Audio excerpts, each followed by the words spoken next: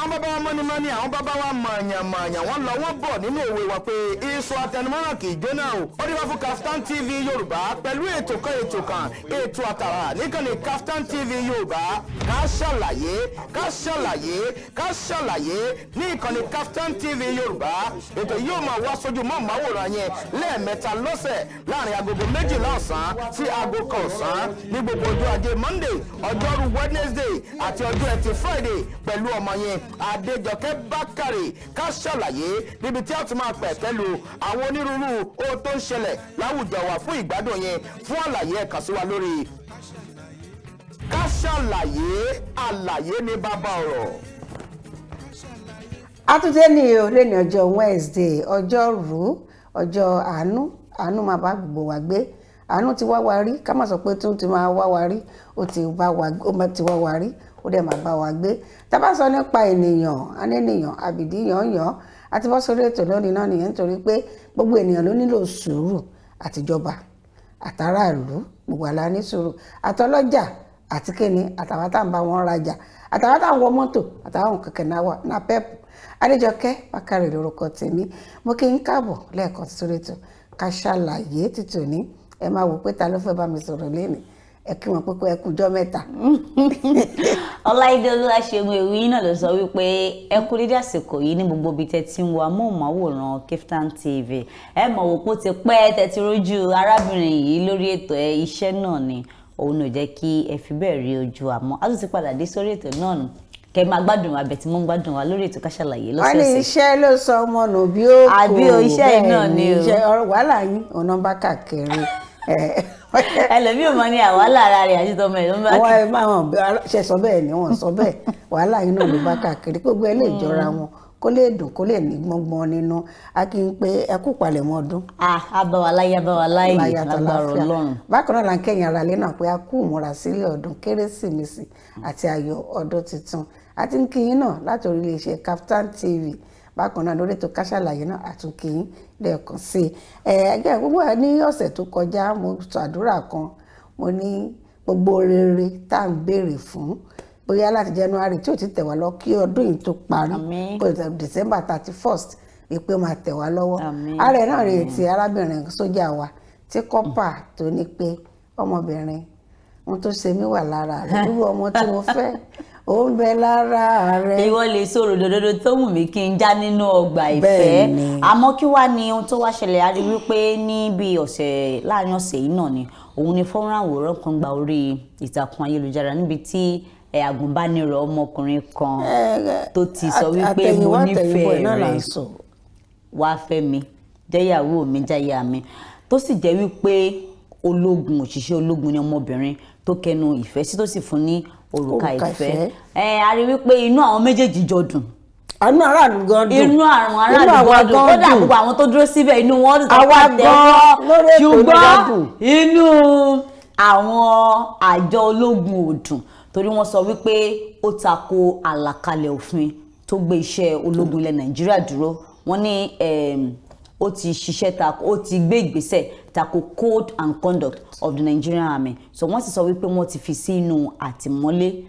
láti bẹ̀ lọ wípé torí ó ní ẹjọ́ jẹ́ lórí ẹ̀. wọ́n ní gẹ́gẹ́ bí òfin ológun kò gbọ́dọ̀ sọ wípé òun ní nǹkan kan ṣe tó ní í ṣe pẹ̀lú ìfẹ́ ní ìta gbangba àti wípé ó wà nínú aṣọ iṣẹ́ ìyẹn uniform so kò gbọ́dọ̀ ní ẹni tí ń ṣe pẹ̀lú ìfẹ́ níta gbangba tó bá ti jẹ́ bẹ́ẹ̀. àmọ́ látàrí ohun tó ṣẹlẹ̀ látàrí ìgbésẹ̀ àwọn ológun yẹn ọ̀pọ̀lọpọ̀ ọ̀rọ̀ ti bẹ̀rẹ̀ sí ní jẹyọ látẹnu àwọn ará ìlú pàtàkì jùlọ ẹgbẹ́ ajàfẹ́tọ̀ọ́ ọmọnìyàn kan tó ń jẹ́ Women Empowerment and Legal Aid wẹ́là gba ẹnu ẹni tó jẹ́ olùdásílẹ̀ wọn ọ̀gbẹ́ni Dèjì Adéyanjú. wọ́n ti tako ìgbésẹ̀ ológun wípé wọ́n fi ọwọ́ òfin mú arábìnrin tó ń jẹ́ Sofiat Anna látàrí wípé àgùnbánirọ̀ náà kẹnu ìfẹ́ sí ó sì gbà pẹ̀lú bó ṣe wà nínú aṣọ ológun. wọ́n ní látẹ̀yìn wá láti máa ń rí àwọn fọ́nrán àwòrán níbi tí àwọn ọkùnrin tó jẹ́ ológun nínú aṣọ iṣẹ́ wọn tí wọ́n ti máa ń kẹnu ìfẹ́ sí àwọn ọmọbìnrin tó fẹ́fẹ́. wọ́n ní àti gbọ́ pé iléeṣẹ́ ológun gbé ìgbésẹ̀ wípé wọ́n ń fọwọ́ òfin mú wọn àbí wọ́n ní ẹjọ́ jẹ́ bóyá gàlà wọn àbí wọ́n lẹ́jọ́. àmọ́ ilé ẹni tó jẹ́ agbẹnusọ àwọn ológun General Clement Nwachukwu sọ wípé kò yẹ kí arábìnrin náà kó ṣe irú nǹkan tó ṣe yẹn pé torí ó tako àlàkalẹ̀ òfin wọ́n sì sọ wípé níwọ̀n ìgbà tó ti ṣe nǹkan tí kò yẹ kó ṣe dandan ni kí ojú rẹ̀ rí ohun tó yẹ kí ojú rẹ̀ rí. a tún ti gbọ́ pé ó dà kan ti fi sílẹ̀ ṣe rí gbogbo nǹkan tí ó ṣẹlẹ̀ kò sí ojú téèyàn ò lè fi wò ó. bẹ́ẹ̀ni. àdúrà là ń gbà kọ Ọlọ́run fún mi lọ́kọ Ọlọ́run fún mi láya ẹni tó bá sì ti bá yàn báyìí wọn náà láti ń ṣe iṣẹ́ ìgbọ̀nsẹ̀ ni ọmọkùnrin òfin rán ẹnikẹ́ni inú ẹ̀dùn náà ló fi ṣe ṣùgbọ́n aṣáájú gẹ́gẹ́ bí ta tún gbọ́. àtìmọ́ ọ ní ó yẹ kí iṣẹ́ ẹ̀ ni wípé kó lọ kọ́ àwọn àgùnbánirọ̀ kó train wọn. a mọ̀ pé code of conduct ó sọ ó mọ̀ pé wà ń bẹ̀ ṣùgbọ́n ṣe rí ìdùnnú kò ṣe pamọ́ra. wọ́n ti fojú ọ̀tún wo ojú òsì wo àti wá wò bó ti jẹ gógó ló ti gún a gbọ́ pé wọ́n ti fọmọbìnrin ilẹ̀ ṣùgbọ́n àwa mọ̀ bóyá wọn gbàṣọ lọ́rùn ẹ̀ o. èmi tí wọ́n rò pé ó ṣeéṣe kó jẹ́ pé wọ́n ti ń fẹ́ra wọn gan kó tó di wípé iṣẹ́ àgùnbánirọ̀ ó gbé ọmọkùnrin ọ̀hún déyé pátá ní ìpínlẹ̀ Kwara. ẹ má jà tanná dé gbogbo bẹ́ẹ̀ àgòsí tó kàn wá gbọ́n tó wà lójú iṣẹ́ gangan ni pé kò yẹ kó ṣe é níta gbangba pé òun gbà nǹkan tẹ̀ ló yẹ kó sọ pé òun ò gbà kó wá lọ bá lẹ́yìn pé kó lè gbà ẹ̀gbọ́n ayé yẹn ò yọ lẹ́yìn yàtọ̀ sí tìyẹn ọ̀rọ̀ fẹ́ là ń sọ yìí aṣáàdúpẹ́ pé wọ́n náà ti filẹ̀ ṣùgbọ́n ibi tí wọ́n filẹ̀ sí àmọ́ kókó ibẹ̀ lẹ́yìn yẹn láyé ká tó sọ nípa ayé máa sọ púpọ̀ lọ́rọ̀ lórí ọ̀rọ̀ electoral bill à ń gbọ́ pé ọ̀pọ̀lọpọ̀ ló fi pé Buhari kò sọ̀rọ̀ lórí electoral bill kò tọwọ́ bọ̀ kò ṣe kinní kan àwọn kan ní ó láǹfààní oṣù kan tí ó bá títí oṣù kan tí ò bá sọ nǹkan kan tí ó fìwé ránṣẹ́ tí ò ṣe àwọn iléègbèmọ̀ aṣòfin lẹ́tọ̀ọ́ láti bu ọwọ́ lù fúnra wọn. oṣù kan òun sì ti pé ní ọjọ́ ajé ọjọ́ kó tẹ̀ tó di ọjọ́ àìkú lọ́sẹ̀ tó kọjá náà ti sọ kó tó di ìgbà náà ààrẹ ti fìwé ṣọwọ́ wípé òun gbé àwọn ìgbésẹ̀ báyìí òun pe àwọn kan kí wọ́n lọ tanná wo ọ̀rọ̀ òfin dáadáa kóun tó bu ọwọ́ lù ó dẹ̀ dárúkọ àwọn tí ó gbèwé fún pé kán lọ ṣe pé tán bá ti fàbọ̀ jẹ́ fóun òun á kàn sílé padà wọ́n ti wá fàbọ̀ jẹ́ fún bàbá tó dábàá wo gbónú ìwé ìròyìn wa lónìí ohun tó gba ojú ìwé ìròyìn wa jù ó ní ọ̀rọ̀ electoral bill ẹni bàbá ò sọ̀rọ̀ bàbá ti wá sọ̀rọ̀ báyìí kí ni ìdí tí wọn lóhùn gbọ́wọ́ lùwé kí ni ìdí tí bàbá fi gbọ́ lóhùn fọwọ́ sí wèé. fún ìgbà kẹrin gan rèé tí ààrẹ Muhammadu Buhari ń tako òfin tó ní ṣe pẹ̀lú ìdìbò ní orílẹ̀-èdè yìí ìyẹn electoral bill ó ní àwọn nǹkan tí bàbá náà wò tó fi sọ wípé òun ò lè buwọ́lù tá bá wo orílẹ̀-èdè Nàìjíríà multi-party state ni wá èyí tó túmọ̀ sí wípé ọ̀pọ̀lọpọ̀ ẹgbẹ́ òṣèlú ló pọ̀ àtàbádẹ̀wò náà ní orílẹ̀-èdè India wọ́n ní bíi ẹgbẹ́ òṣèlú bíi 500 bíi ẹ̀ẹ́dẹ́gbẹ̀ta sí ẹgbẹ̀ta ohun ni wọ́n ń lò bẹ́ẹ̀ náà dẹ̀ ní Nàìjíríà torí wọ́n pọ̀ bẹ́ẹ̀ náà dẹ̀ ní àwa náà multi-party state ni wá bàbá wa wò wípé àkọ́kọ́ ìdí tó kò fi ní buwọ́lù ni wípé owó primary election owó tí wọ́n fi máa ṣe ètò ìdìbò abẹ́lé direct primary election wípé owó ẹ̀ pọ̀ ìyẹn àkọ́kọ́ ó ní ẹ̀kejì ni wípé owó tí wọ́n tún máa ná sí ṣíṣe àmójútó ìyẹn security and monitoring of the direct primary àti irinṣẹ́ tó máa lò àti àwọn tó fẹ́ bẹ́ẹ̀ ni ó ní then ó ní kankan wà nínú òfin ẹ̀ tó jẹ mọ́ wípé bíi ká yọ àwọn ẹgbẹ́ òṣèlú kan sẹ́yìn wípé torí pé wọn ọ̀pọ̀ ìyẹn marginalization of small parties so ìdí nìyẹn tí bàbá fi sọ wípé òun ò lè buwọ́ lù ú àmọ́ tábàwò nǹkan tí bàbá náà kálẹ̀ náà ó ti pẹ́ tá a ti máa ń sọ wípé ó dàbíi pé ọ̀rọ̀ òṣèlú orílẹ̀-èdè Nàìjíríà fẹ́ máa favour àwọn ẹgbẹ́ òṣèlú tó ti lórúkọ tó ti làmìlaka ju àwọn kékeré lọ bóyá nǹkan tí bàbá náà ń wò ní tó fi sọ wípé òun ò ní fọwọ́ sí àmọ́ ọ̀pọ̀lọpọ̀ náà ló ti wá ń jẹ jáde látàrí ẹ̀sùn ká máa wo ibi tí wọ́n máa bá yàrá já lórí ọ̀rọ̀ náà àti lè sọ púpọ̀ lórí ẹ̀ náà la fi sọ pé a máa sọ lọ títí náà ni lára àwọn míì tó sọ náà ni pé ó ní ọ̀rọ̀ ìwà àjẹbánu ó máa wọlé tó máa di pé ẹni tí ó máa di highest bidder n tí wọ́n wò ní pé ṣé kò tí ì sọ̀rọ̀ ISB dànù ìta ń ṣe lọ́wọ́lọ́wọ́ wọ́n lè sọ pé ká máa fi ẹ̀rọ ìgbàlódé ká máa fi dìde gbogbo àwọn olóyè tó ti làmì lákàá ló ti lù sọ́kọ́ jẹ́ kí Nàìjíríà direct bàbá ní direct system tó fẹ́ máa lò fún primary sí pé kò lè lágbára ṣiṣẹ́ fún báyìí lórílẹ̀‐èdè Nàìjíríà direct or indirect bàbá ní kákúfẹ̀ kan kó wò ká má fi sí ojú kan pé dandan gbogbo ẹ̀ gbọ́dọ̀ jẹ́ primary sí gbọ́dọ̀ jẹ́ direct ó ní kò yẹ kó rí bẹ́ẹ̀ pé kán lọ tún ṣe kán lọ tún gbéyẹ̀wò sí síwájú àti síwájú ẹ jẹ́ ká lè agbára ká lọ́wọ́ nǹkan tán ní fún wa lókè lọ́hùn tá a bá padà dé ohun tá a fẹ́ sọ̀rọ̀ lé lórí lọ́lọ́kùn òjọ̀kan àwa máa tanná wò lẹ́yọ̀ ẹ jẹ́ ká lè agbára ká ṣàlàyé ṣe ń tẹ̀síwájú ẹ kú kàlẹ̀ lọ́dẹ̀.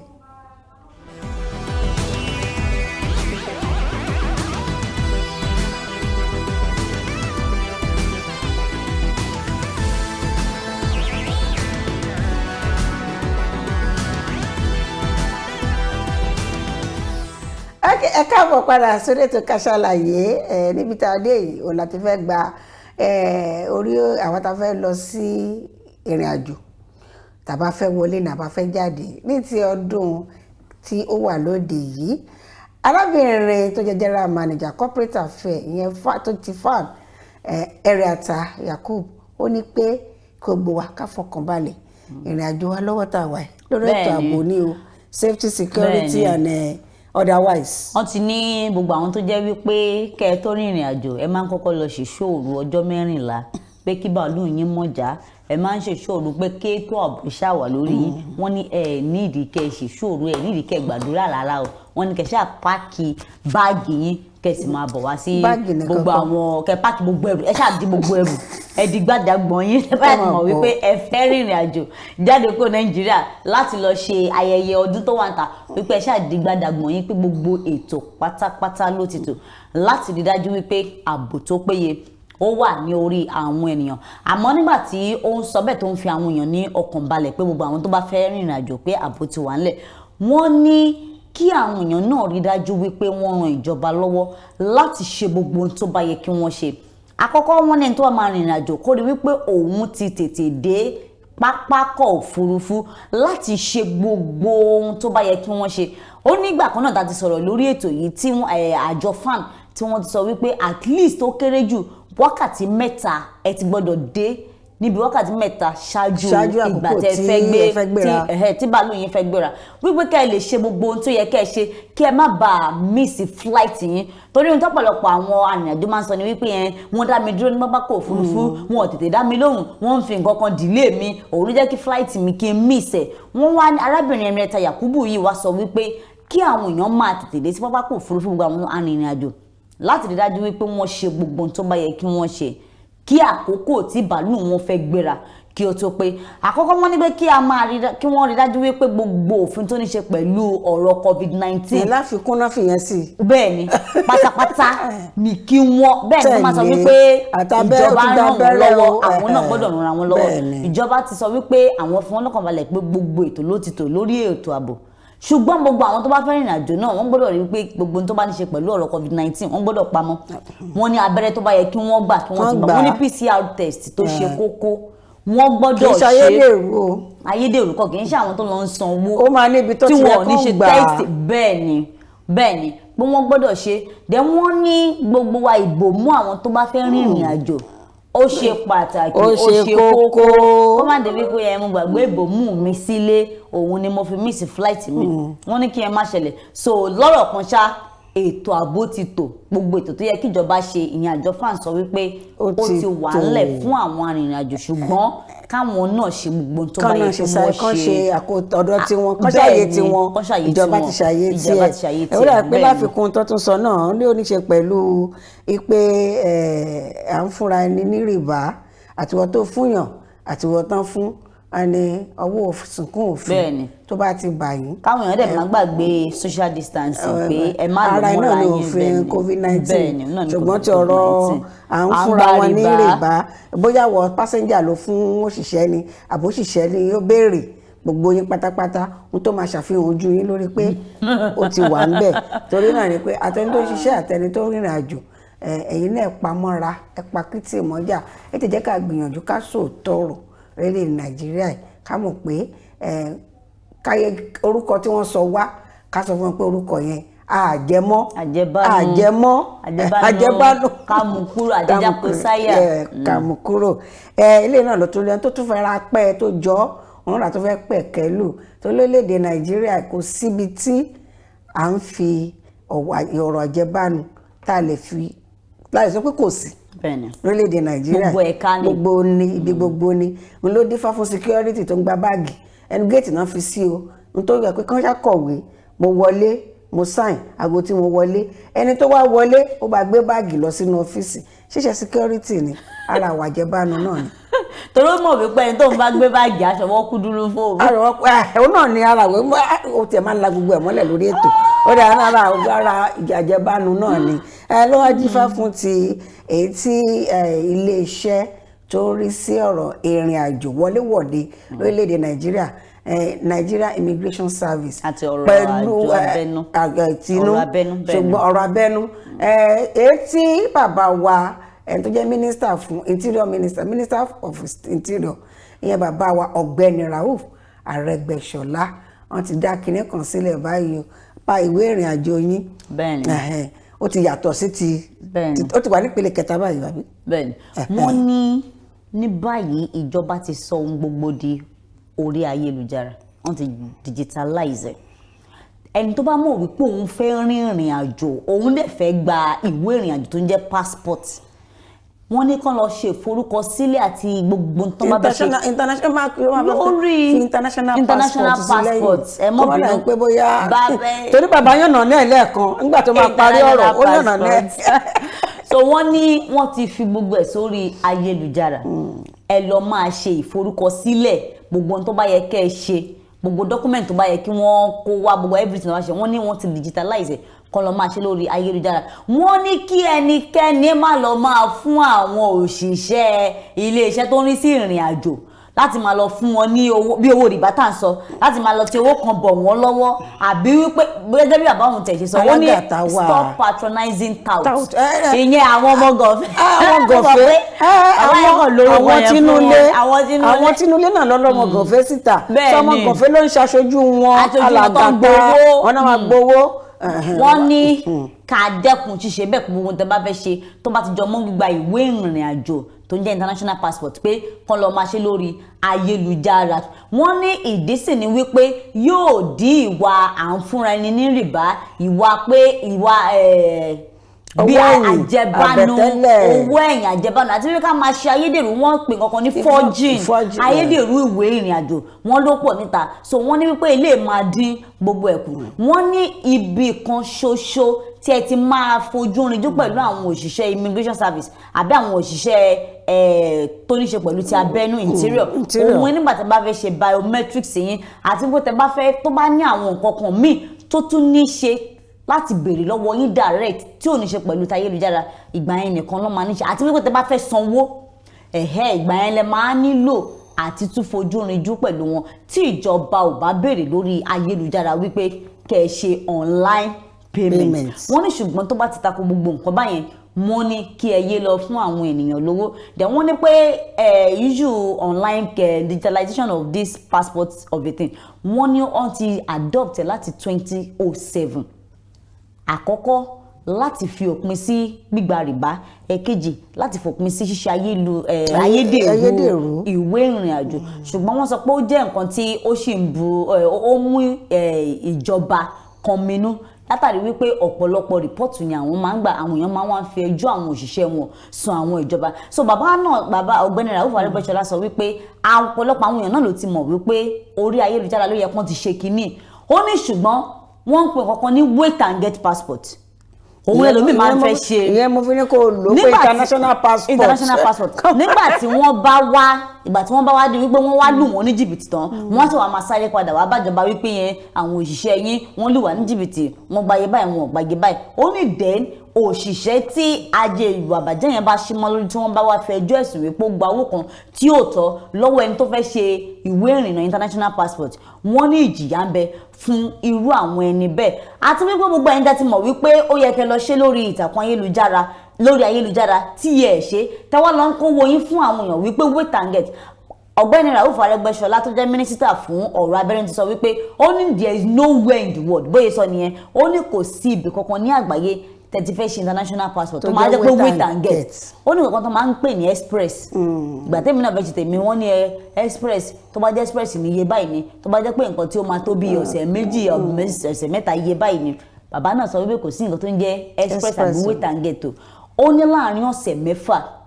òun ni tẹni tó bá ṣe fẹ́ gbà máa jáde dẹ́nẹ́ni tó bá fẹ́ rí níwọ̀n tó ti ní tẹ́lẹ̀ ọ̀sẹ̀ mẹ́ta ni so ẹni tí kò bá wá ní faradà àti ní sùúrù débi títí ẹ̀ máa jáde tó bá sọ wípé express àbí wait and get ni ohun tí ojú rẹ bá rí owó rẹ lọ nù o. ó tẹ̀ sọ kíkan ní kódà pé wọ́n fi kan kún pé èèyàn lè gba oní express ṣùgbọ́n kì í ṣe pẹ̀lú ẹni tó yẹ pé ó fẹ́ rìnrìn àjò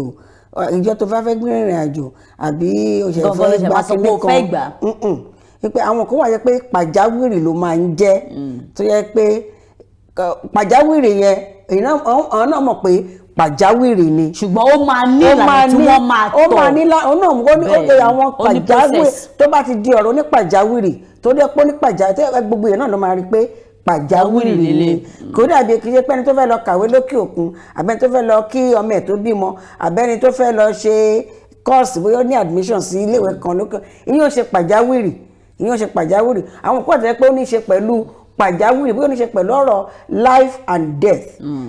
bóyá rẹ̀ yàn kíákíá báyìí wọ́n gbọ́dọ̀ ṣe nǹkan báyìí bóyá yẹn nìkan tẹ́lẹ̀ yóò dẹ̀ níwèé yìí lọ́wọ́ tẹ́lẹ̀ ẹ̀yẹ́ káwọn gbìyànjú ká gbégbèsè tó tọ́ wọ́n ní pé irúfẹ́ ilé yìí ó ní enhanced e-passport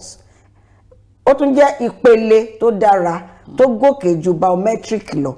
enhanced e-passport ó tún ní ìpele tó dára ju ti tàtẹ̀yìnwá lọ 2007 ni wọ́n ti adopt enhanced e-passport ṣùgbọ́n àwọn yà pé wọ́n ní pé ojoojúmọ́ bá náà ní orílẹ̀-èdè Nàìjíríà là ń gòkè sí là ń dàgbà sí wọ́n ní improved one òun ló wà báyìí gbogbo ẹ̀ tẹ́ fẹ́ renew tó wá pé e-passport biometric lẹ́ni tẹ́lẹ̀ tẹ́ bá fẹ́ renew e-passport lẹ́ máa gbà ṣùgbọ́n ẹ ti gbégbèsè ṣáájú àwọn ètò ààbò wọ́n ti ṣe àwọn nǹkan kan síbẹ̀ tó ní pẹ̀lú ètò ààbò náà kò sí ayédèrú wọ́n gbìyànjú láti rí i pé wọ́n wá wọ́ ayédèrú tí wọ́n ń gbé lórí àwọn e-passport wà wọ́n wá wọ́ ẹ̀ bọ̀lẹ̀ kíákíá ní ọ̀nà tí ó wà ní ìbójúmu àti ojúkò pẹ̀lú ìtàn gbà ní òkè òkun ẹ ká sáré ilé agbára ká lọ́gùn nǹkan tó ní fún wa tó dọ́ ọmọ alájẹ́ báyìí rẹ̀ wá ẹ má gbàgbé láti darapọ̀ mọ́ wa ní orí àwọn ẹ̀rọ alátagbà pátápátá ẹ̀yà ayélujára ẹ fẹ́ràn wa ẹ tẹ̀lé wa ẹ Instagram wa ẹ dẹ̀ tún fi àwọn ìbéèrè tẹ́ bá ní ẹ fi ṣọwọ́ sí àwọn nọ́mbà tí wọ́n fi hàn àti tèmi náà lè pè fún yín ẹ mú báírò yín sílẹ̀ tẹ́ bá ní ìbéèrè ká lè dáhùn sí ìbéèrè yín ká fèsì sí ìbéèrè tẹ́ bá fi ṣọwọ́ sí wa ẹ ká délé agbára tá bá padà dé ká ṣàlàyé ó sì ń tẹ̀síwájú ẹ kú kalẹ̀.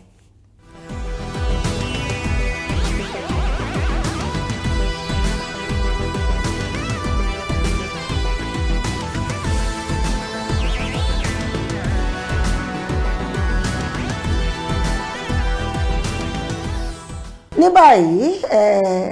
ọ̀rọ̀ ASUU ó fẹ́ di nǹkan tí àmúrin àtìlù tá a fẹ́ lù sí mínísítà fún ọ̀rọ̀ ẹ̀kọ́ ìyẹn Minister for Education State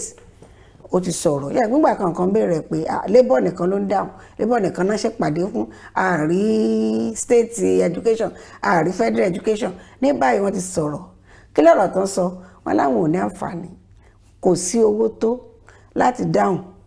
bẹ́ẹ̀ni gbogbo nǹkan tán béèrè fún. ẹni tó jẹ́ mínísítà fún ọ̀rọ̀ ètò ẹ̀kọ́ fún ìpínlẹ̀ ìyẹn Chukwuemeka Nwajuba ó ti dá àwọn ASUU lóhùn wípé ẹ ní bínú ni o kò sí owó ńlẹ̀ kò sí resources nílẹ̀ láti ṣe gbogbo nǹkan tí ẹ fẹ́ ká ṣe tí a bá gbàgbé wípé kì í ṣe ní kí n ṣàná ọjọ́ ti pẹ́ oṣù ti pẹ́ tí ASUU àtijọba ti máa ń forí gbárí lórí wípé ẹ̀jẹ̀ àwọn àjẹ́lẹ̀ wa fún wa àwọn ìgbé ayé gbádùn wa mú lọ́kùnkúndùn kìíní kan ní báyìí àwọn ASUU dẹ̀ ti wá gbègbèsẹ̀ wípé àwọn máa lọ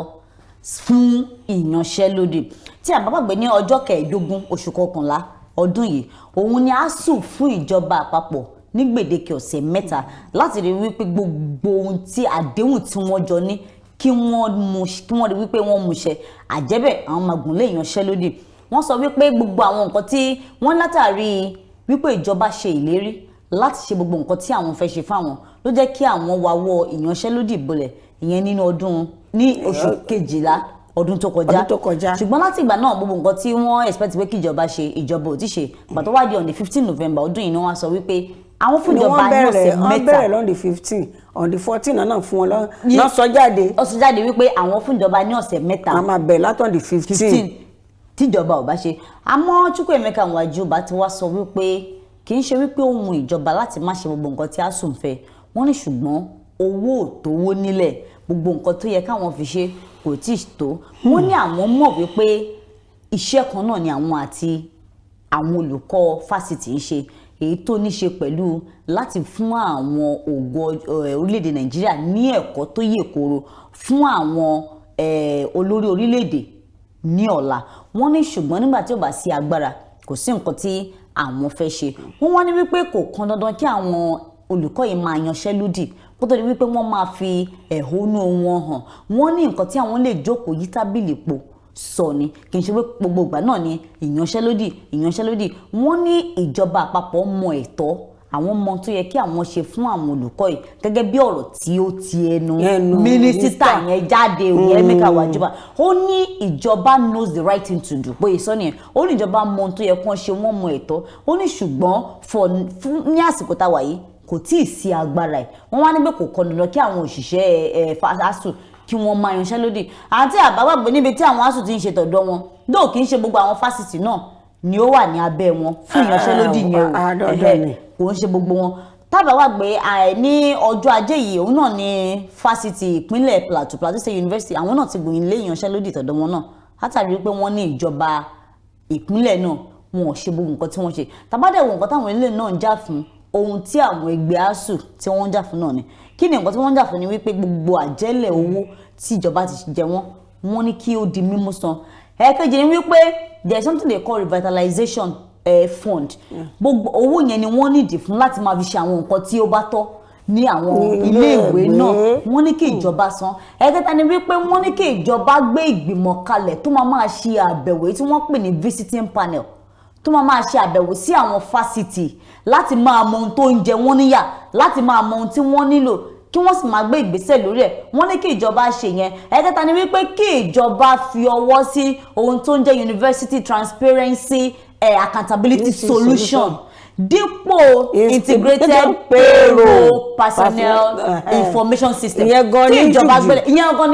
gan ní issue tó le jù. torí ìjọba ti sọ wípé ẹni tí orúkọ ẹ̀ bá wà láìpẹ́ IPPIS yẹn kò ní gbowó. èmi tẹ̀ fẹ́ sọ kí ní irú visitation panel tí wọ́n ní kí wọ́n dá sílẹ̀ yẹn mo fẹ́ ó rẹ̀ pé ìyẹn ló rọrùn jù àbí òun ló yẹ kó rọrùn jù. òun ló yẹ kó rọrùn jù kó máa lọ káàkiri láti mọ ohun tó ń jẹ wọn níyà. ṣùgbọ́n ẹ ká wá wò náà visitation panel yìí owó náà máa fi rìn wọn ní kò sí resources ṣé owó extra code máa wà fún yẹn láti rìn káàkiri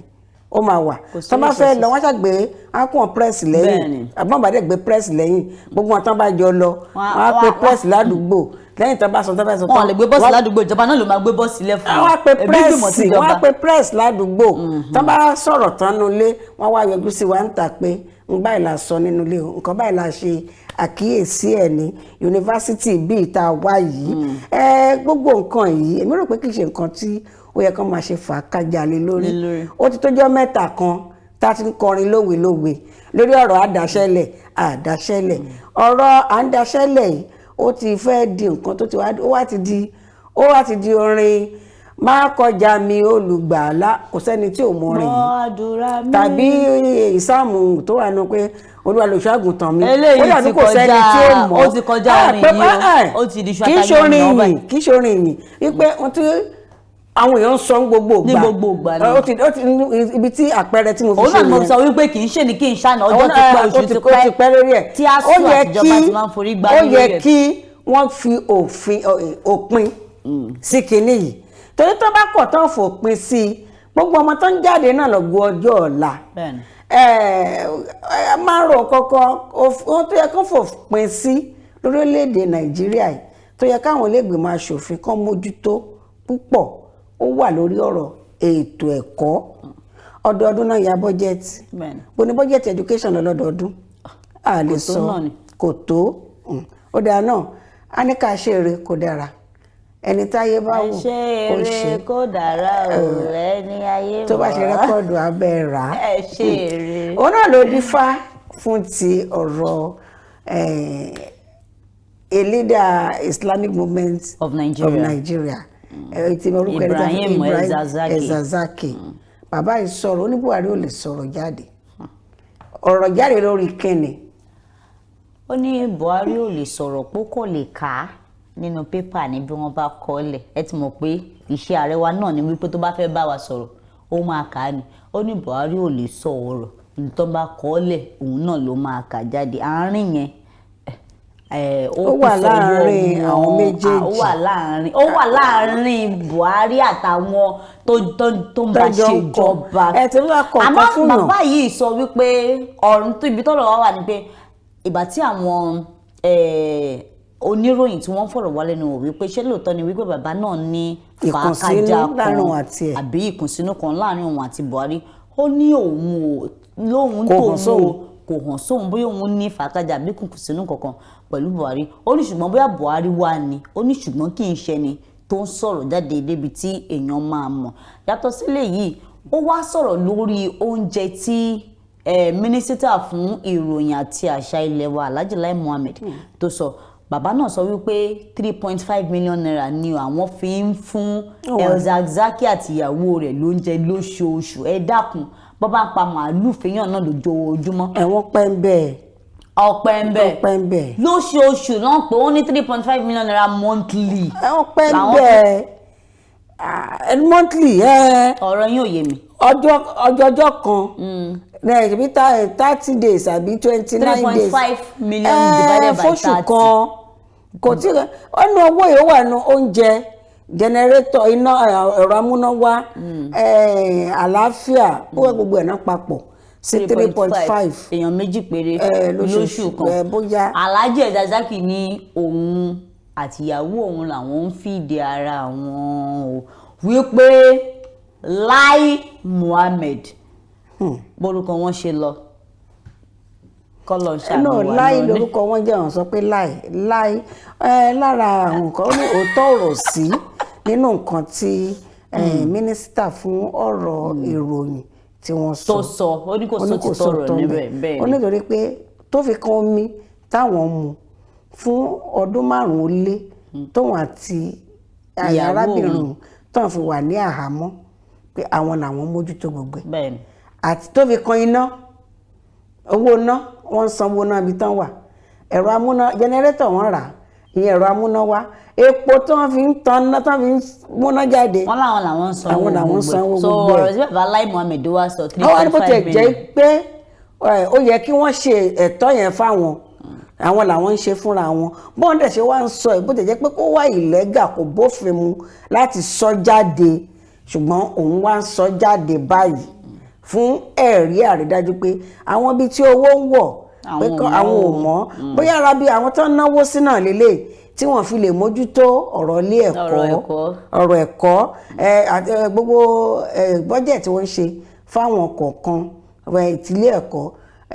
dípò kan ná sí tọ̀rọ̀ ẹ̀kọ́ ọ̀tọ̀ níbi tí ó ń lọ wọn lè ọ̀nà. ibo làwọn owó náà wá ń gbà lọ. ẹ má gbàgbé pé gbogbo àwọn immigration service náà ní budget ẹni tó bá mú sáhàmọ́. wọ́n ti máa ń ya gbogbo ẹ̀ sílẹ̀ nínú ibi tó ní kálukú máa gbà àbá ètò ìṣúná bẹ́ẹ̀ ni iye tó máa kan ní kálukú àti bó ṣe máa ná wọ́n ti máa ń yà sọ́tọ̀. tó fi kọ̀rọ̀ kí náà ń pè ná security vote ó wà ń bẹ gbogbo ẹ̀ náà ló wà nígbà bóyá wọn kì í ná àwọn owó ìsinmi tó yẹ kán ná sí àbí copy and paste ní bọ́jẹ̀tì wa ni bí àwọn tá a bá gbé lọ́dún yìí àwọn kan ní ẹja ṣé 2 la pè ní ọdún tó kọjá ẹja pè ní 3 lọ́dún wọ́n kàn fi nọ́mbà kọ̀ọ̀kan kún wọ́n kàn àrùn kan mọ́ wọ́n kàn pèsè bóyá wọn kì í ṣe review àbí àtúnyẹ̀wò àgbéyẹ̀wò báwo ló ṣe lọ èló ni wọ́n ná báwo ló ń ṣe náà nígbà tí wọ́n tiẹ̀ ti ná. ó dàbí pé ìjọba ò kí ń tọpinpin àwọn owó tí wọ́n ń yà sáwọn ẹ̀ka yẹn. ta níjọba àwọn tó wà ń bẹ̀ náà níjọba gbogbo àwọn ajàfẹ́tọ̀ọ́ ọmọ ènìyàn pàápàá wọn àjàfẹ́tọ̀ọ́ ọmọ ènìyàn mọ́ ara wọn ni wọ́n ń jà fún gbogbo nǹkan báyìí náà ló yẹ kí ọdún tí a fẹ́ wọ̀ tó ń wò wá táwa náà ń wò yìí ló yẹ ká gbé ìgbésẹ̀ láti rí i pé àmójútó torí pé gbogbo nǹkan láyé òde òní ó ti lu jára kò sí nǹkan kan tó fi ń pamọ́ mọ́ kedere báyìí ló hàn wọ́n ti gbé ètò ìṣúná tọdún 2022 lọ ilé-ìgbìmọ̀ aṣòfin wọn àti bẹ̀rẹ̀ sí lò àti mọ ibi tí wọ́n fẹ́ náwó sí ibi tí wọ́n fẹ́ ya owó sí wọ́n ti pe àwọn tó fẹ́ náwó tán kọ pé báyìí ni a nílò lọ́dọ̀ wa wọ́n ti pè wọ́n pé wá wí tẹnu ẹ̀ ilé-ìgbìmọ̀ aṣòfin wọ́n ti pè wọ́n nígbà tán sì débẹ̀ èmi ni wọ́n bínú kúrò ní nítorí pé bóyá òǹgàn òwò ìwé tán gbé fún tó fi débẹ̀ gbogbo ẹ̀ náà là ń rí bó ṣe ń lọ ẹ jẹ́ kí a gbìyànjú ká tiẹ̀ sòótọ́ ọ̀rọ̀ ọdún tuntun tá a fẹ́ wọ̀ 31st òpin ọjọ́ tó gbẹ̀yìn nínú oṣù December a lọ mọ́ṣáláṣí a lọ ṣọ́ọ̀ṣì aláṣẹ resolution. bẹ́ẹ̀ ni a sọ pé gbogbo ẹ̀ṣẹ̀ tí mo dá lọ́dún yìí o Ọlọ́run ọdún tó ń bọ̀ mi ò fẹ́ dá mọ́ irọ́ náà ni. ṣé àwa ti pinnu báyìí pé gbogbo owó tí wọ́n ń fún wa pé ká fi ṣe nǹkan báyìí iṣẹ́ afẹ́ bẹ̀rẹ̀ sí ń lò lọ́nà tó tọ́ eléyìí la fi ṣèdánù dúró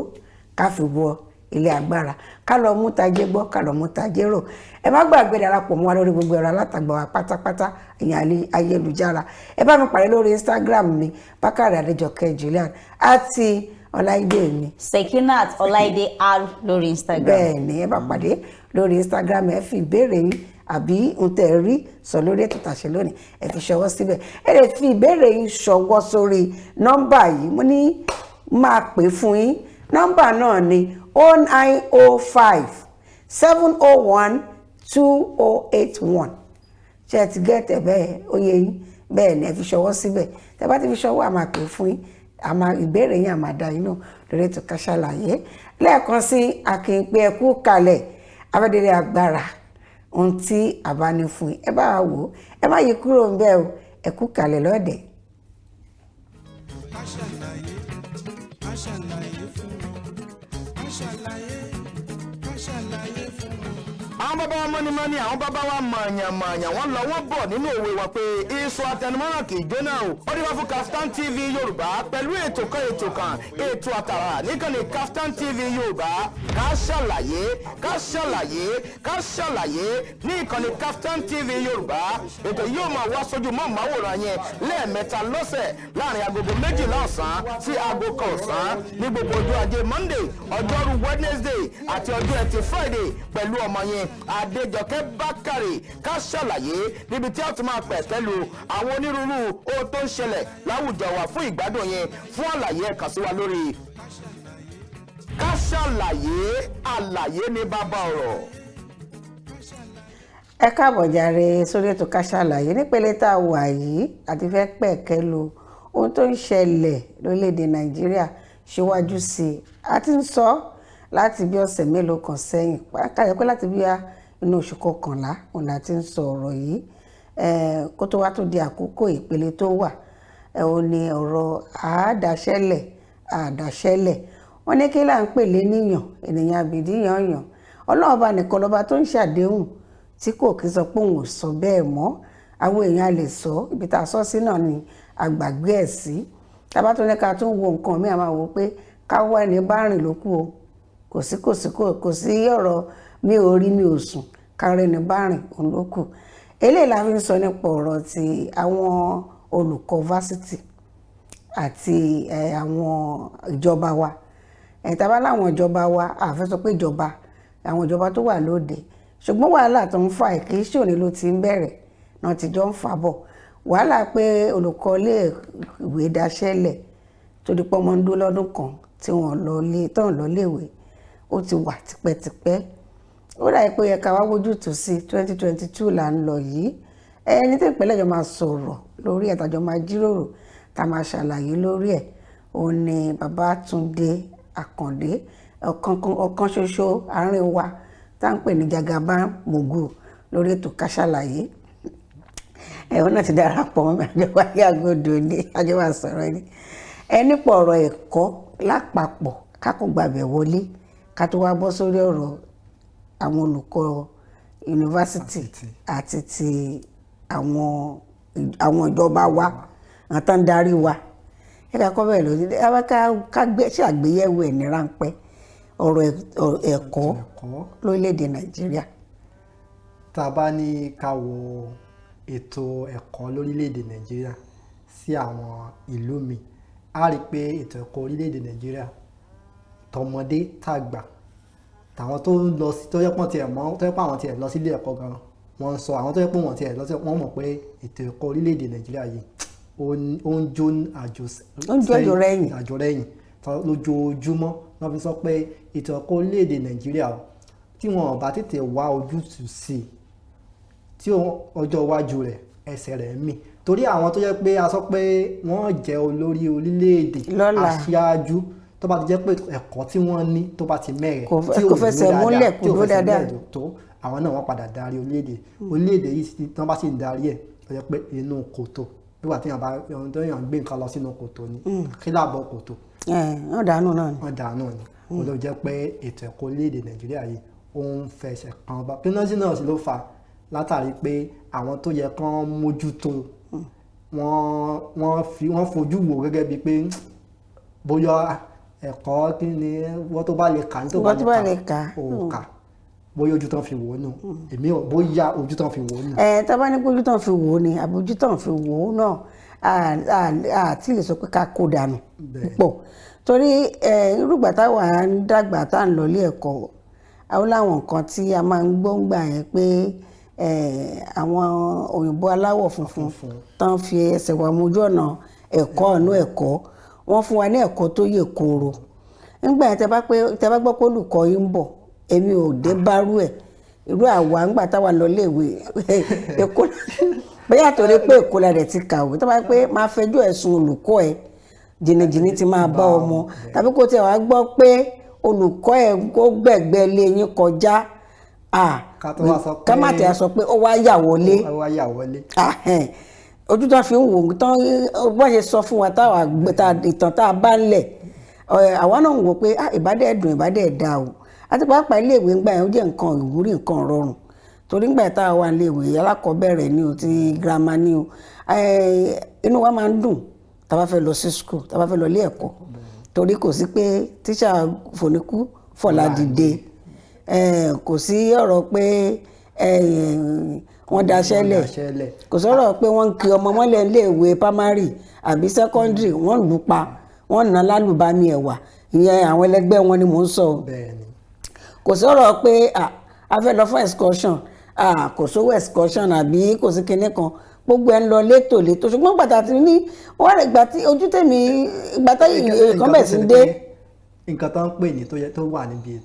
tó yẹ pé ètò ẹ̀kọ́ gbé dúró gangan tẹ́lẹ̀tẹ́lẹ̀ láti ilẹ̀ wa ní discipline ìbáwí báyìí pé discipline yẹn wà nìyí ó dà pé kò dúró déédéé nílé ẹ̀kọ́ bóyá nílé ìwé alákọ̀ọ́bẹ̀rẹ̀ ti àwọn ọmọdé ni àbí ti girama ni tó fi dé òkè tó fi dé ilé ìwé gíga tá a pè ní yunifásitì gbogbo ẹ̀ ló ti mẹ́ẹ̀ torí pé nígbà náà ní ìsìn báyìí ó ti àwárí àwọn kan tó yẹ pé lákòókò kan nílé ìwé girama àwọn tó pọ́jọ́ ọmọ ilé ẹ̀kọ́ tí inú exam ọ̀tún ti ń ṣe exam wáyẹ́kì tán ṣe làwọn olùkọ́ wọn ti lọ kó wọn jáde pé wọ́n hùwà kan bí àná tẹ́ pé wọ́n ti kó wọn jáde báyìí pé ibẹ̀ náà ti yọ ọwọ́ ẹ̀ṣẹ̀ sí olùkọ́ wọn. ìjẹ́ láyé ìgbà táwọn tó jẹ́ pé àwọn àtàbáwò ní sòrò ẹ̀ṣẹ̀ sólùkọ́ ara wọn wà lára tó ń ṣèjọba lọ́wọ́ tá a wà yìí o àbí gbogbo àkọsílẹ̀ ìwà ṣùgbọ́n gbàtà wọn fẹ́ sọ pé àkókò òbò ń bọ̀ àbí wọ́n fẹ́ ṣe wọ́n fẹ́ appoint wọ́n fẹ́ yàn wọ́n sí ipò kan wọ́n ń lọ ṣe àyẹ̀wò tẹ́lẹ̀ ti ṣe sẹ́yìn tẹ́lẹ̀ wọ́n náà tó máa yàn pé kó máa darí ara ẹ̀ náà ló bóyá rẹ̀ ló fà á tó fi di pé àwọn tó ń ṣe ètò ẹ̀kọ́ àbí tó ń jẹ́ aláṣẹ lórí ọ̀rọ̀ ẹ̀kọ́ kọ̀ríkúlọ̀mù ni o sílábọ̀sì ni o àwọn tó ń kọ́yàn lẹ́kọ̀ọ́ ni o ara wọn náà wà lójúṣe gẹ́gẹ́ bí àwọn nǹkan tí àwọn èèyàn ti sọ tá a ti gbọ́ nígbà tó ti di pé vice chancellor ti ń wọ agbádá lọ sí ọ́fíìsì pé ńgbà kan àwọn vice chancellor wọn nǹkan tó tẹ́ bá rí wọn professor ni wọ́n pẹ̀sẹ̀ máa ràn lecturer yín gan ẹ̀ rí pé kinní kan ṣùgbọ́n láyé òde òní ẹ ti rí pé vice chancellor gan ẹnu ẹ̀ ò papọ̀ mọ́ ohun tí àwọn olùkọ́ ẹgbẹ́ ń béèrè fún tó wà lábẹ́ tó ń béèrè fún pé nǹkan tá bá wò àwọn tá bá ní ká lọ sí yunifásitì tá bá wò àwọn nǹkan tí wọ́n ń béèrè fún tí àǹfààní tó bá yọjú àti vice chancellor àti lecturer àti akẹ́kọ̀ọ́ àti àwọn tó ń túnbẹ̀ ṣe that is teaching and non-teaching staff gbogbo náà máa jàǹfààní nǹkan yìí ṣùgbọ́n agbègbè tí wọ́n kọ́ léèwé náà ajáǹfààní ẹ̀ ṣùgbọ́n pàtó yẹ pé ẹnu òkò látọ̀dọ̀ adarí tó bá ti bá tí asu bá ń fà síwájú àjọ àwọn vice chancellors wọ́n máa fà sẹ́yìn àbí. ẹ̀ ń pò jẹ́ pé ẹ̀pá àwọn ọ̀nà jẹ́ bíi fèrè fún ìjọba nínú iléèwé torí ìjọba ló yàn wọ́n bẹ́ẹ̀ ni ìjọba ló máa ìjọba bóyá yẹ pé àwọn olùkọ́ sọ pé àyàn àgbà báyìí làwọn fẹ́ bóyá ìjọba nígbà wọn bá kóra àwọn ìjọ pọ̀ tó sọ pé ẹni báyìí làwọn fẹ́ ìjọba ni ó fún tẹ̀lé pé ẹni báyìí náà fẹ́ ó wá dàbí pé tó bá ti wà lórí àga ẹ̀ ohun tí àwọn tó yàn sípò tó ń fẹ́ káwá bọ́ sórí ọ̀rọ̀ tí a sùn yìí tó rà mọ́ pé kùdìẹ̀kùdìẹ̀ ti bẹ̀rẹ̀ láti iléèwé alákọ̀ọ́bẹ̀rẹ̀ ńsìn àti níbi tí òbí ti lọ na olùkọ́ níléèwé nítorí pé ó bá ọmọ ẹ̀ wí àwọn aláṣẹ ilé ẹ̀kọ́ yìí wọ́n rí i pé táwọn bá ní kí tíṣà yìí dúró tàbí kàn gbé sẹ́yìn tíṣà òbí á kọ́ àwọn ọmọ ẹ̀ tó wà nílé àwọn pàápàá jùlọ àwọn iléèwé alákọ̀ọ́bẹ̀rẹ̀ aládàáni á kọ́ ọmọ kúrò ńbẹ̀ ara àwọn tí wọ́n ní iléèwé aládàáni wọ́n lọ yunifásitì ẹlòmíì tẹ̀ padà síbẹ̀ wọ́n ṣe ilé ẹ̀kọ́ ìgbà yìí láàárọ̀ kì í ṣe part time or no part time gbogbo náà yà fẹ́ lọ sáàbù káàtẹ̀ má tún mọ́rọ̀ lọ bíbẹ̀ yẹn àwọn olùkọ́ tó ń kẹ́kọ̀ọ́ ní ilé ẹ̀kọ́ yunifásitì tó ń kọ́ wọn lẹ́kọ̀ọ́ àti ìjọba àwọn adarí wa àwọn ìjọba wa wọ́n ti ń fà ó ti tó ọdún mélòó kan sẹ́yìn ètò ẹ̀ṣẹ̀ súnmọ́ tó sí lélẹ̀ 2009 ló súnmọ́ wa jù òun ló súnmọ́ wa jù torí Babangida láti gba Babangida ni láti Ali must go láti àwọn student ni Ali must go àwọn student pẹ̀lú ìjọba nìyẹn ṣùgbọ́n láti gba ayé Babangida tó di pé àwọn mínísítà ètò ẹ̀kọ́ nǹkan báyìí ni nǹkan báyìí náà sọ pàápàá jù tá a ti sọ lákọ̀ọ́kọ́ kó tó di pa bọ́sàbàlà ilé tí minister for state ní gbogbo tẹ́ ń béèrè yẹn àwọn ò lágbára ẹ̀ lọ́wọ́ táwọn ẹ̀ kò sówó láti ṣe àwọn òpin lọ́dà dúdú lẹ́yìn o pé bó ṣe rí ni ó ṣe rí báyìí àti ẹ̀dúpẹ́ pé yẹn ti ẹ̀ bọ́ta Chukwu Emeka ó sọ̀rọ̀ jáde báyìí pé báyìí kó wọn sọ̀rọ̀ láti ẹjọ́ ẹ̀ káàbọ̀ sọ́dọ̀ àwọn lecture nǹkan tó ń jọ ń fà láàrin ara wọn 2009 ni wọ́n ti ń fà bọ̀ náà ti ń náwó ẹ̀ báyìí ní tó fà tó jẹ́ pé fòníkú fọládìde lẹ́kọ̀ọ́ nígbà tí wọ́n á gbé pẹ́rẹ́gì kaná. àwọn kan tẹ̀ ní látòrí memorandum of understanding àti fi action kún báyìí ó ti di méjì báyìí wọ́n ti ń tẹ̀síwájú. àti action àti memorandum àpá ni pé wọ́n ti wá gbé lọ síbi ìwé bàbá wa Wọlé Ṣóyínká pé things fall apart. yóò ti kọjá things fall apart báyìí èmi fẹ́ pè ní waiting for Godot don't bother to wait ní báyìí nítorí pé látìgbà tọ́rọ̀ ti ṣẹlẹ̀ nígbà tí wọ́n padà sí ẹnu iṣẹ́ wọn lọ́dún tó kọjá ọ̀la yìí ìyẹn 23rd of December ló máa pé ọdún kan tí wọ́n padà sí ẹnu lẹ́yìn ìgbà tán dúró fún bí oṣù mẹ́sàn-án gbáko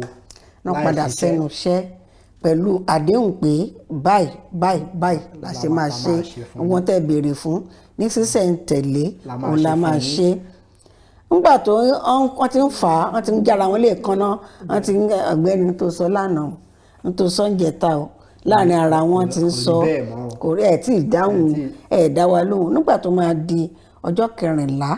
oṣù November wọ́n já federal government ní ọjà wọn lẹ́ẹ̀kan náà wọ́n sì wọ́n gbẹ́rẹ́ papọ̀ ọjà wọn wé bẹ́ẹ̀ ni ọgbẹ́ náà ló fi sí wọn gbẹ́rẹ́ papọ̀ pé àfin lọ́sẹ̀ mẹ́ta péré lọ sí ìdáṣẹ́sílẹ̀ tí ò ní gbèdéke o níjọba àpapọ̀ àgbà àwọn ni mínísítà Chris Gègé sí ni pé àwọn nǹkan tí ó dàbí pé wọ́n nígbà tí èèyàn bá ń dúnkòkò máa wọn wọ́n ní pé lecturer ń threaten àwọn. wọ́n ń dúnkòkò máa wọn threaten àwọn. a wà rí i pé gbogbo èyí àwọn ń béèrè ẹ̀tọ́ wọn àtẹ̀tọ́ tó yẹ pé ó yẹ káwọn ẹ̀tọ́ ọmọ ẹ̀tọ́ akẹ́kọ̀ọ́ ẹ̀tọ́ ilé ẹ̀kọ́ àti àlàáfíà orílẹ̀-èdè lọ́la torí ẹ̀kọ́ tó gbogbo ẹ̀ bá wà lójúṣe àlàáfíà orílẹ̀-èdè ni. bẹ́ẹ̀ni torí ètò ẹ̀kọ́ tó bá dúró dédé nínú gbogbo nǹkan wọ́n ní ẹ̀kọ́ lákọ̀ọ́kọ́ tí ètò ẹ̀kọ́ orílẹ̀-èdè bá dúró dédé gbogbo àwọn lèmi ni pé àwa power sector ni o. oníkàlùkù adádúró wọn lè ṣiṣẹ́ wọn torí àwọn èyí náà lọ ṣiṣẹ́ láwọn agbọ̀nni yìí kọ̀ọ̀kan àwọn ẹ̀ka yìí tá a dá sí tọ́ta àwọn náà máa gbà sí pé wọ́n máa gbà sí ẹ̀ka tiẹ̀ mọ́rọ̀ lọ síbi káyì máa sọ̀rọ̀ lórí yẹn tó ń taba bẹ́ràn wí àbẹ́ràn wí lára àwọn tó wà ní orí ìjọba lónìí wọ́n ti fojú wé náà pé ká dúró nílé pẹ́ torí mo rántí gbà tèmi náà wà nílé ìwé ní yunifásitì mo rántí pé bí ó fẹ́ tó ọdún kan tá a lò nílé àti ìmọ̀ pé á ti ọ̀rọ̀ June 12 ló fa títí wá ń gbà yẹn ó fẹ́ tó ọdún kan tá a lò nílé lẹ́yìn lára àwọn tí tájọ jẹ́ sàwáwù lákòókò gbà náà èmi wà nílé ìgbìmọ̀ aṣòfin àpapọ̀ èmi inú wọn tí ò bá jẹ́ gọ́vnà wà lára wọn tó ń ṣe gómìnà tàbí tí ò bá jẹ́ gómìnà ó ṣeé ṣe kó jẹ́ pé ẹ̀gbọ́n ẹ̀ àbọ̀ ó súnmọ́ pẹ̀lú gómìnà. torí wọn tí wọ́n pé àwa tá a fojú wé ní ọdún kan ni o ṣe pé ọdún 4 ní yunifásitì àbí láti 400 sí 100 level gbogbo ọ̀nà dá dúró sílé nígbà náà kì í ṣe pé bóyá èmi gangan mọ́ pé àwọn tájọ jẹ́ sàwáwù tá a fara kó ọdún kan gbà yẹn ọ̀pọ̀ ẹlòmíì tí bí ò bá jẹ́ gómìnà a jẹ́ pé ó ti wà ní ipò adarí kan bóyá ó lè jẹ́ House of Assembly state ló wà àbí federal ó lè jẹ́ PA ó lè jẹ́ SSC ara ètò ẹ̀kọ́ tá à ń sọ pé ká máa daṣẹ́ sílẹ̀ ó ní ìpalára ńlá fún orílẹ̀-èdè nígbà tó ti wá gbé pé àwọn fẹ́ lọ gẹ́gẹ́ bí things fall apart tí Chinua Achebe ló kọ things fall apart lákìíṣe Wọlé Ṣóyínká Chinua Achebe ló kọ things fall apart tó di pé ìtú ata ti di yànyàn tó wá di pé òpè ti ra wọ́n yọ̀ sí báyìí ìyẹn tí bàbá Wọlé Ṣóyínká tó kọ ó ra wọ́n yọ̀ sí òpè ó ra wọ́n yọ̀ sí àwọn òpè tá a pọ̀ ra wọ́n yọ̀ sí ni pé àwọn tí wọ́n mú ètò ẹ̀kọ́ lọ́kùnkúndùn àwọn náà ń ṣe adarí wa ìyẹn nìkan tó yẹ kó ń mú ètò ẹ̀kọ́ lọ́kùnkúndùn ni owó tán ní kò sí láti fi mójútó àwọn kìíní kì í ṣe pé jọ́kan ni wàhálà ìbẹ̀rẹ̀ kì í ṣe jọ́kan ni kìíní yẹn bẹ̀rẹ̀ ọ̀dẹ̀ tí ń po 2009 la mẹ́nubà ó ti jì bẹ́ẹ̀ lọ torí mo rántí ngbà kan tẹ̀yàn kan ní tẹ́ ẹ bá fẹ́ mọ bí wọ́n ṣe ń kẹ́kọ̀ọ́ nílé ẹ̀kọ́ ẹ lọ síbẹ̀ ńgbà tá a bá ń ṣe GNS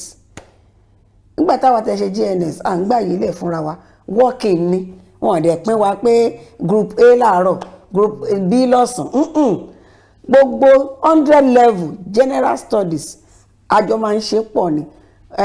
art lè ṣe tiẹ̀ ní bóyá Monday commercial ní kinní kan or bóyá art and commercial ìjókòó wà kì í ṣe private university mo lọ state ni mo lọ state university ni ìjókòó wà public address system wà ṣùgbọ́n sì ọmọléèwé ti pọ̀ ju lecturer lọ lára pé kò sí àlàáfíà tó péye fún àwọn tó ń kẹ́kọ̀ọ́ mọ́ àtàwọn tó ń kọ́yàn lẹ́kọ̀ọ́ èyí tó bá lọ sínú kíláàsì tó bá tún lọ kẹ́kọ̀ọ́ mo fojú wí náà nígbà tí mo ṣe postgraduate ìkan lára lecturer mi tó bá wọ kíláàsì báyìí grandma ni wọ́n ṣe young grandma ẹ pé ìjọba ní tiẹ̀ ṣùgbọ́n àwọn olùkọ́ náà kàn mójútó àárín ara wọn ọ̀pọ̀lọpọ̀ afẹ́wójútùú sí kinní ni. ibẹ̀ náà láti sọ pé kí olùkọ́ kó máa àwọn ọmọ obìnrin tán wà nílé ẹ̀kọ́ olùkọ́ máa dúnkòkò mọ́ kó máa fipá bá wọn lò pọ̀. ara ẹ̀yìn náà wà ń bẹ́ ọ. kò síbi tí ò tiẹ̀ sí ó wà náà ètò ìṣèjọba náà kò síbi tí ò sí ó bẹ̀rẹ̀ pé Nàìjíríà tó jẹ́ pé ibi ètò ẹ̀kọ́ àwọn tó pè ní lecturer tó pé àwọn gangan ni àwọn ọmọ yìí máa wò gẹ́gẹ́ bí àwòkọ́ṣe nígbà tán bá dé ta tó yẹ pé àwọn gangan náà ti wá bá irú ìwà yìí lọ́wọ́ wọn tán bá dé ta kò ní jọ wọ́n lójú tó ṣe máa wọ pé ìtàwọn ti ń dojú kọ gan láti inú ilé ìwé. Ẹ tún lè bá àwọn olùkọ́ náà wí nígbà yẹn pé àwọn tán ń dúnkokò mọ́ àwọn gan ìkokò níta wọn kàn ṣe nínú ilé ni ṣùgbọ́n ọ̀rọ̀ ASUU àti federal government òun là ń sọ federal government ní àwọn ò ní agbára láti dá sí gbogbo ohun tí wọ́n béèrè lẹ́ẹ̀kan náà àwọn máa ṣe lẹ́sẹ̀lẹ́sẹ̀ náà máa ṣe ṣùgbọ́n àwọn olùkọ́ náà ta wá ní pé wọ́n ń béèrè yìí a ní pé kì í ṣe pé a sọ pé nǹkan béèrè fún wípé kò lẹ́tọ̀ọ́ ṣùgbọ́n káwọn náà wo nǹkan kan ṣe wọ́n ní ẹni tí wọ́n aláàrú wọ́n ní kí oògùn ìlágùn aláàrú kó má gbẹmọ lára aláàrú náà tó fẹ́ kó oògùn gbẹmọ lára kó ṣiṣẹ́ ẹ̀ bó ṣe yẹ kó ṣe é. mo gbẹ́nu bá àwọn ilé nǹkan kan pé one of my lecturers ìkan lára wọn nígbà tí mo ṣe postgraduate mọ̀ pé àwọn tajọ ṣe ń gbà yẹn máa wò mí báyìí mo dá mi lójú ọmọ wò tí ìyá ìbá ti dé class kì í ṣe ìyá náà bọ̀ ìyá náà la máa pè é kò tí ì wọ 16 gbà yẹn ó lè wà láàrin bóyá 55 sí 56 ó wáyé ọmọ yẹn ṣẹ̀ṣẹ̀ gbéyàwó tó bá ti dé class ó ṣe ìwé tó tẹ̀ fún wa ọ̀rọ̀ ẹ̀ ti wà tipẹ́tipẹ́ wípé kan yẹ hand out fọmọ iléèwé wọn nígbà tó wá di pé ẹni ká má hand out wọn wá sọ hand out di búùkù ìwé gangan wàá rà ní wọn ti léèyàn tó ń tà wàá lọ rà wọn ti mọ iye ń tà nǹkan wọn tí ẹ bá ti dé kíláàsì báyìí á ní kẹ ìwọ́n tó bá ti ra tiẹ̀ báyìí á ní kan sí chapter kan ṣé wàá rí 2 hours láti fi ṣe lecture 30 minutes ló máa fi ka ìwé yẹn ṣé wàá rí 1.5 hours tó kù ọmọ ẹ̀ tó yẹ̀ ṣẹ̀ṣẹ̀ gbéyàwó grandson ní ẹ̀tàn gbé wá bá ètò fẹ́ bá wọn dúró tó fẹ́ bá gbé lọ sí school nìyá ẹ̀ máa fi 1.5 hours ṣe ara àwọn tó ń rán jáde postgraduate lèmi lọ ṣe ìyá ẹ̀ dẹ̀ ń kọ́ àwọn undergraduate ṣàpáwà ti fojú wé náà ó gbọ́dọ̀ ká gbígbí tẹ́lẹ̀ so postgraduate ó ti mọ́ lára pé wàá ṣe research fún rẹ̀ láti mọ̀ pé olùkọ́ kọ́ ló máa bẹ́ẹ̀ ṣe gbogbo ẹ̀ ó ti yé wa àwọn irú yẹn tó bá lọ kọ́ àwọn undergraduate ìyá ẹ̀ náà wà lára àwọn tó ń béèrè fáwọn ẹ̀tọ́ yìí o ọmọ tí ò bá ti tán bá tẹ́tọ́ ìbádẹ́ jáde ó wà lára àwọn tó fẹ́ gbà o bẹ́ẹ̀ ni kò ní wá kíláàsì tó bá dẹ̀ wá ìtàn fámílì ẹ̀ ló wá sọ fún wa a ní pé ọ̀rọ̀ ASUU àti president àti àwọn ìjọba wa ibo ló dé lẹ́yìn ọdún kan ìjọba ti láwọn báyìí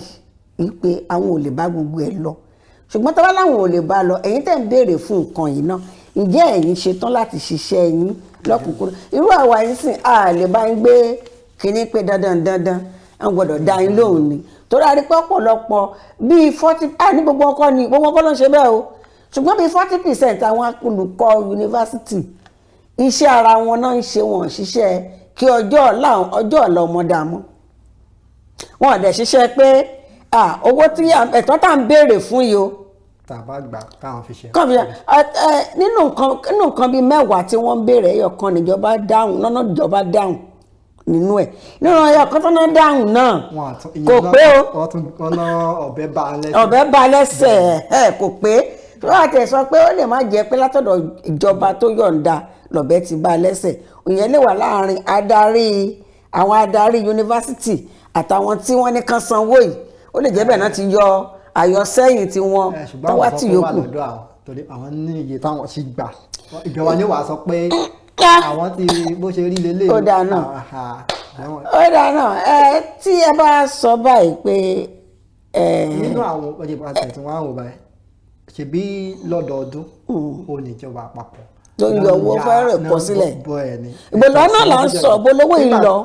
ọdún 2020 wà ṣùgbọ́n ní iye tí wọ́n yọ sílẹ̀ tán yọ fún ètò ẹ̀kọ́ ìgbà tí wọ́n sọ wọ́n ní 6.5%. ibo ní 6.5 wọn wà ibo náà wà ibo ló wà. ti 2020 ibo ló wọlé sí láti àwọn ọdún sẹ́yìn owó tó ń yà sílẹ̀ yìí wọ́n ti sí bí ọ̀rọ̀ ẹ̀kọ́ ni. owó yẹn náà ń lò gẹ́gẹ́ bó ṣe yẹ kán lò ó yẹ kán ti tán gbogbo àwọn kátà gbogbo wàhálà tó ń sọ yìí ọ̀nà àbáyọ̀wò wà la fẹ́ wá jáde ojútùú wò la fẹ́ wá jáde ìjọba àwọn ìjọba tó ń darí wa a lè rí wọn bá wí ìtorí pé àwọn olùkọ́ náà ló kọ́ wọn ara wọn náà ló ṣe constitution pé tó bá fẹ́ di gómìnà lórílẹ̀‐èdè Nàìjíríà àbí ààrẹ minimum of school sat àbí ìwé mẹ́wàá kọ́ yẹn. ó ti ìwé mẹ́wàá náà. Minimum of school sat ìwé mẹ́wàá kò sì ṣeé ṣe iléeṣẹ́ tí mo wà yìí tó bá jẹ́ school sat tó bá lọ fẹ́ wáṣẹ́ ní iléeṣẹ́ tèmi wà yìí bóyá ọmọ máa nu lẹ̀ ni bóyá ni mo sọ o bóyá torí àwọn tí ó ń kan cleaner lọ́dọ̀ wa gan mi rò pé school sat mi rò pé ìwé mẹ́wàá náà kàtàn fi dá dúró níbi iṣẹ́ tèmi wà yìí ẹ wá ní pé school sat ni kó jẹ́ adarí orílẹ̀-èdè ló lè jẹ́ gómìnà ló lè jẹ́ chairman local government ló lè jẹ́ àwọn tó ń ṣe constitution àwọn kí ló ń pè ilé ìgbìmọ̀ aṣòfin àti ìrìn tó máa tún bíìlì ṣe pé mo gbé bíìlì padà wá ẹnikẹ́ni tó bá fẹ́ jẹ́ ààrẹ o àbí gómìnà o àbí kinní kan minimum of doctorate degree lórí àwọn nǹkan báyìí àti ìrìn tó máa gbé wábẹ̀ ó dáa náà lẹ́yìn ọdún kan tí ìjọba ti ní ASUU ẹ padà sẹ́nu iṣẹ́ ọlá yìí ló máa pé ọdún kan 23rd of December ló máa pé ọdún kan tí wọ́n padà sẹ́nu iṣẹ́ ohun tí wọ́n sọ ńgbà náà kò tí ì wá sí ìmúṣẹ kò tí ì bọ́ sójú kò wọ́n náà bẹ̀rẹ̀ látòrí memorandum of understanding bàbá tún ní gbé sórí memorandum of action ètò wa tó tún tẹ̀lé sí ni pé iṣu atayanyan ó ti wá di pé òpé ti ra léèsì báyìí lórí ètò Ká Sálàyé tí ò ní ọjọ́ Wednesday wọ́n ta pẹ̀kẹ́lù ó ní ọ̀rọ̀ ọdún kan lẹ́yìn tí àwọn olùkọ́ ilé ẹ̀kọ́ fásitì tán padà sẹ́nu iṣẹ́ lẹ́yìn tó dáṣẹ́ sílẹ̀ fún oṣù mẹ́sàn-án wọ́n ti ń gbìyànjú láti gùn lé òmíràn báyìí pé tí ìjọba àpapọ̀ tán bá sọ nǹkan tán wọ́n lè wádìí pé ọ̀rọ̀ dá òjò ni kò ní gbèdéke ó ń lọ ni ó dijọ́ tí àwọn ò ní sọ pé understanding mọ́ understanding ti kúrò action ti kúrò ó ti di things fall apart báyìí ó dijọ́ tán bá rí gbogbo ẹ̀ lójúṣe kó tó padà sẹ́nu iṣẹ́ àwọn ọmọ tó wà nílé ẹ̀kọ́ báyìí ọmọ tó wọlé ẹ̀kọ́ ní ọdún 6 tó wọ yunifásitì lọ́dún 16 years mẹ́rìndínlẹ́ tó bá pé ẹgbà tó máa fi padà tán bá daṣẹ́lẹ̀ báyìí bóyá ti wọ 27 years a lè sọ àwọn olùkọ́ náà tán wá láwọn ò ní padà sẹ́nu iṣẹ́ sọ́níṣẹ́ míì tí wọ́n ń ṣe tí wọ́n bá níṣẹ́ míì tí wọ́n ń ṣe ṣé nígbà tó bá máa padà dé ṣé wọn náà tó máa tún lọ kẹ́kọ̀ọ́ tún ẹ̀kọ́ kọ́ sí i kó tó padà sẹ́nu iṣẹ́ lẹ́yìn bí ọdún 2 àbọ̀dún 3 tó máa fi dúró ní tán láwọn wá sí ẹnu iṣẹ́ ṣé ẹ rí wọn ní pẹ̀lẹ́kùtù báyìí là ń tu olú ọ̀ràn kóníkàlùkù wa ká wá ọ̀nà sí ojútùú sí tó ń ṣẹlẹ̀ kì í ṣe ìjọba nìkan torí ìjọba tá à ń sọ òbí ni wọ́n nítorí túmọ̀ sí pé àtòbí àtolùkọ́ àtakẹ́kọ̀ọ́ aráàlú gbogbo wa la lẹ́nu lọ́rọ̀ ohun tó ń ṣẹlẹ̀ yìí ọ̀rọ̀ à ń daṣẹ́ sílẹ̀ ó yẹ ká tẹ̀ máa fọwọ́ bojú ara wa lórí Nàìjíríà bí dókítà ṣe ń daṣẹ́ lẹ̀ tán padà ní non-doctor náà ń daṣẹ́ lẹ̀ náà ń padà ní ó ti wá sọ wa báyìí. kò wá síbi tí ò sí pé wọ́n. àwọn kan tán kì í daṣẹ́ lẹ̀ orílẹ̀-èdè Nàìjíríà politician ló ń strike rí. owó aláàrú tí wọ́n tètè máa ń dápò. bẹ́ẹ̀ ni owó wọn tètè máa ń dọ́wọ́ wọn lásìkò tó bá dọjọ́ Friday tá a máa tún kíra wa pé a kú àjọyọ̀ ọdún kérésì lọ́la àdágbére lórí ètò lónìí èmi àti Babátúndé Àkàndé àdágbére lórí ètò lónìí pé ó dìgbà kan náà. ó dàbọ̀.